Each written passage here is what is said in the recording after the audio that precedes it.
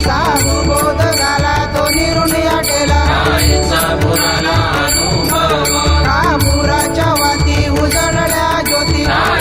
समाप्ती झाली जैसी मोक्ष रे